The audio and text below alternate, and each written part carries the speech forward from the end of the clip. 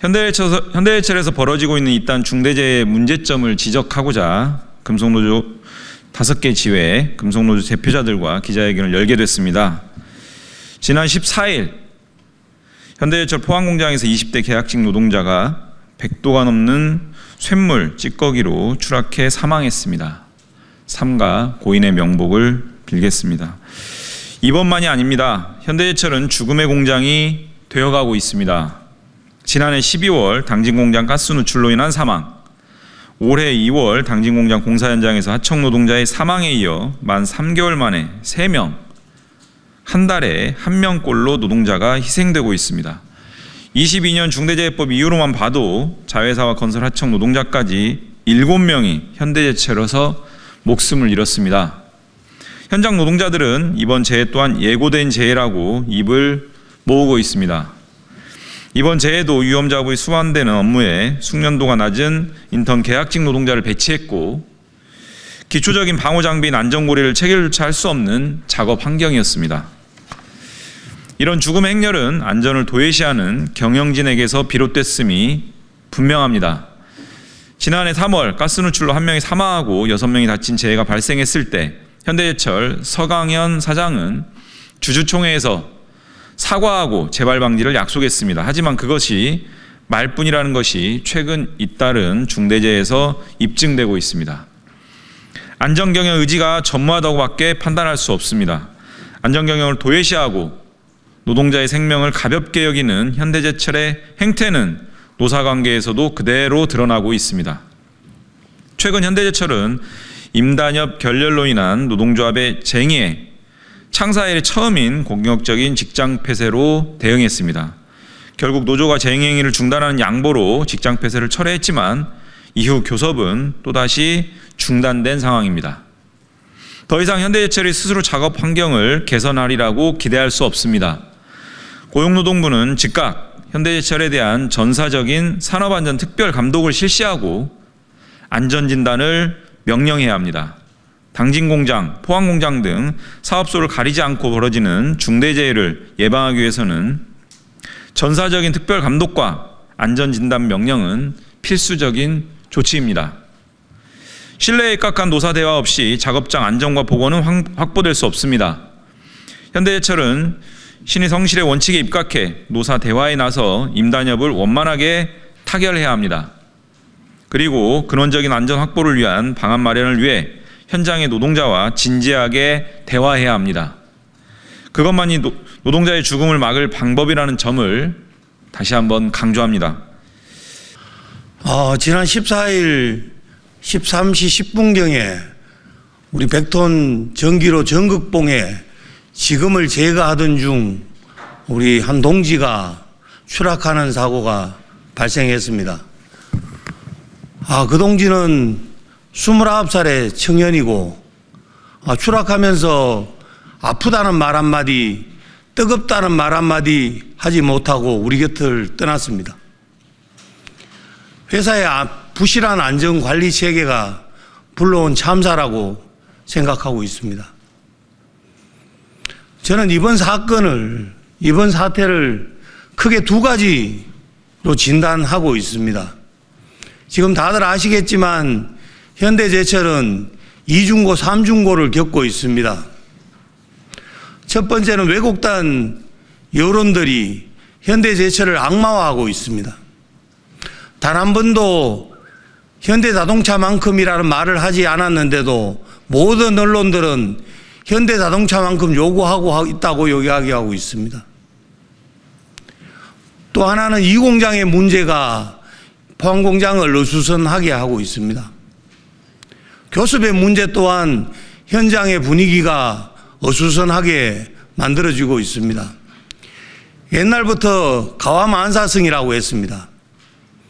집 내부가 화목하고 평화로워야 이런 사고들을 예방할 수 있다라고 보고 있습니다. 지금 포항공장의 현장은 엄청나게 술렁이고 있습니다. 또 이 제2의 제3의 안전사고가 발생하지 않으라는 법이 없습니다. 또 하나의 문제는 설비의 문제입니다. 요즘 신설되는 전기로 설비는 지금보다 훨씬 더 안전과 작업의 강도가 완화되고 이런 리스크들을 해결할 수 있는 설비들이 많습니다. 지금 포항공장의 설비는 40년 이상 유지된 설비입니다. 그 와중에서 해마다 철강이 어렵다는 이유로 수선비, 안전 개선비, 그다음 설비 유지비에 대한 비용들이 해마다 줄어들고 있습니다. 저희들 전기로 사업장은 이런 설비 유지 보수 비용들이 줄어들면 이것 또한 안전사고로 연결될 수밖에 없는 상황입니다. 또다시 이런 일들이 발생되지 않도록 우리 언론들 모든 분들이 우리 현대제철 설비 투자 그다음에 우리나라에서 철의 산업이 계속 유지될 수 있도록 많은 관심 부탁드리겠습니다. 마지막으로 한 말씀만 드리면 우리 현대제철에서 아니 전국의 모든 노동자들이 더 이상 죽지 않고 일할 수 있는 그런 안전한 작업장을 만들었으면 좋겠다는 마음으로 인사드렸습니다. 1994년 기준 매출 1조 원 규모의 현대제철은 30년이 지난 현 시점 매출 25조 수준의 글로벌 종합 철강 회사로 비약적인 압축 성장을 하였습니다. 그러나 이 화려함의 이면에는 악명 높은 재해로 수많은 노동자들의 희생이 따라야만 했던 어두운 그림자가 양존합니다. 현대제철은 1600도의 용광을 생산하고 1200도의 중간 소재를 다루며 염산과 같은 독성 화학물질을 다루는 대규모 장치 사업장으로서 24시간 불가동 체제의 특성상 70%의 노동자가 야간 근로를 하고 있습니다. 사정이 이렇다 보니 제철 노동자들의 노동환경과 조건이 매우 열악함은 물론이고 안전과 건강이 위험에 상시 노출되어 있는 것이 현실입니다. 노동조합의 조사에 따르면 인천, 포항, 당진, 순천 현대제철 5개 공장의 1차 고용, 2차 고용, 3차 고용을 포함한 지난 5년간의 휴업재해는 약 1천여 건이고 비휴업재해는 3천여 건이 발생하였습니다. 이를 다시 월 단위로 환산을 하면 휴업재해는 매월 17여 건, 비휴업재해는 매월 50여 건이 발생하여 상시 산업재해가 일어나고 있음을 알 수 있습니다. 또한 사망사고는 지난 20년간 84건으로 매년 4명 수준의 노동자가 중대재해로 희생되고 있었습니다. 이러한 조사 자료는 현대제철 노동자들이 얼마나 고질적이고 중대한 위험에 처해 있는지를 단적으로 드러내는 통계라 할 수 있습니다. 특히 서광현 사장의 1년 6개월 동안 23년 12월 당진 공장 추락사, 24년 2월 인천 공장 질식사, 24년 12월 당진 공장 질식사, 25년 2월 당진 공장 추락사, 25년 3월 포항 공장 추락사로 연속되어지는 무려 5건의 중대재해가 발생하였습니다. 노동조합은 이 같은 고질적인 문제의 원인을 첫째, 중대재해 처벌에 관한 법률이 제대로 기능하지 않고 고용노동부의 행정소홀의 문제를 지적합니다. 둘째, 대표이사의 악덕 경영과 자질 부족, 안전 불감증을 지적합니다.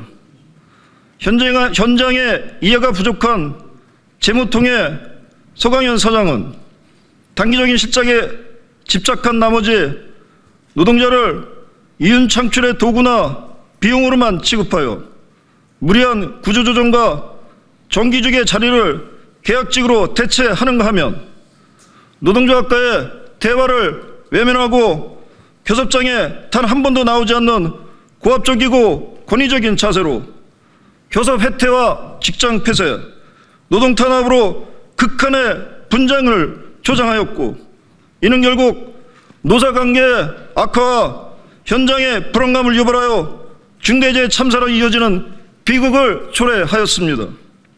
또한 중대 제2의 회피 목적으로 노사합의 없는 SCR 일명 10대 핵심 안전수칙을 일방적으로 운영하여 휴업 제재에 대한 징계를 회부하고 이중 가해를 하는 악덕 경영을 하고 있습니다. 고용노동부와 사법부 시민들께 촉구드립니다. 중대재해 처벌에 관한 법률의 본연의 목적과 취지에 부합하는 철저한 수사 처벌, 재발 방지를 하고 지속적인 관리 감독을 하여 제철 노동자의 안전권과 건강권의 보장을 촉구합니다. 그리고 현대해철과 양재동 수뇌부에 엄중히 경고합니다. 노동조합은 현장의 불안과 고질적인 희생을 더 이상 좌시하지 않을 것임을 엄중히 경고합니다. 이와 함께 노사관계 악화는 현장의 불안감을 가중시키고 중대재해로 이어짐을 명심하여 현장의 조속한 안정을 찾기 위한 노동조합과의 적극적인 대화에 나설 것을 촉구합니다. 구조조정이 결국 한 생명을 빼앗았다. 현대해철 포항공장 중대재해자의 명복을 빌며 현대해철은 글로벌 철강 산업의 과잉 생산, 중국산 저가 철강 제품의 국내 유입, 국내 건설 경기 최악의 상황, 트럼프 관세 부과 등 대내외 경영 환경의 악화에 따라 비상경영을 선포하고 노동자들에게 포항 제2공장 폐쇄가 여의치 않자 희망퇴직 강요, 전환배치 강요 등 구조조정을 진행하였다. 이 과정에서 제2공장에 근무하던 젊은 인턴 사원이 제1공장으로 전환배치되면서 생소한 일을 하다가 비명 행사하였다. 이미 예견된 비극이다. 현대해철은 비상경영 선포 이전부터 안전보건 예반 비용을 대폭 축소했다. 제철소는 작업 환경이 매우 위험하다. 다른 어떤 곳보다 안전보건 예반 비용을 늘려 재해를 방지해야 하는 곳이다. 그럼에도 불구하고 현대해철 경영진은 그 비용을 축소했다. 그리고 그 영향으로 중대재해 비중이 훨씬 높아졌다. 2022년 1월 27일 중대재해 처벌 등에 관한 법률이 시행되고 나서 현대해철 공장 내에서만 6명이 사망하는 중대재해가 발생하였다. 현대해철은 2015년부터 제철소 내 안전문화를 장착하기 위하여 중요하게 지켜야 할 안전수칙을 선정해 10대 핵심 안전수칙을 운영 중이다. 함께 지켜야 할 안전수칙에 대한 약속이 아니라 지키지 않으면 벌을 받는 사실상 징벌 제도이다. 안전사랑카드란 듣기 좋은 표현으로 이 카드가 발부된 개인이나 팀에게는 포상해서 제외하는 등 불이익을 준다. 중대재해처벌법이 시행된 2022년부터 안 좋은 사고가 발생하면 노동자를 인사위원회에 해부한다. 하청 노동자, 외주협력사 등에게는 당일 퇴출, 영구 퇴출 등 하청업체에게는 벌점에 따라 입찰 제한의 제재를 받는다. 재해 은폐나 재해 축소에 또 다른 빌미를 작용하고 있다. 한마디로 재해 당사자의 책임이고 회사는 잘못이 없다는 것이다. 재해 방지를 위해 생산 현장에서 중대재해처벌법이 반드시 더 강력히 적용되어야 한다. 우리의 요구 하나, 중대재해처벌법 이후 발생한 재해에 대한 현대해철의 전면 특별 근로감독을 시행하라. 하나, 현행 중대재해처벌법으로 현대해철 경영진을 즉각 처벌하라. 하나, 현대해철이 시행하고 있는 SCR 운영에 전면 재수정하라. 하나, 현대해철은 구조조정 중단하고 안전보건 예방 비용을 즉시 원상 복구하라. 저는 국회 환경노동위원회에서 활동 중입니다. 현대제철의 중대재해 문제는 어제 오늘의 일이 아니고 계속적으로 반복되고 있습니다.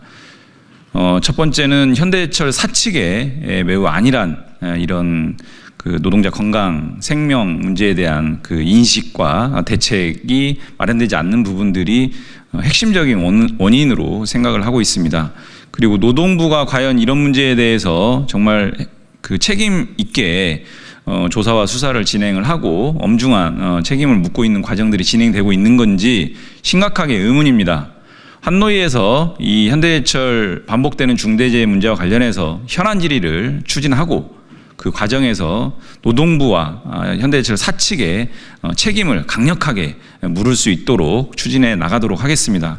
이번 기회를 현대제철에서 더 이상 죽음이 없는 그런 공장으로 재탄생될 수 있도록 책임을 묻는 과정 진행하도록 하겠습니다.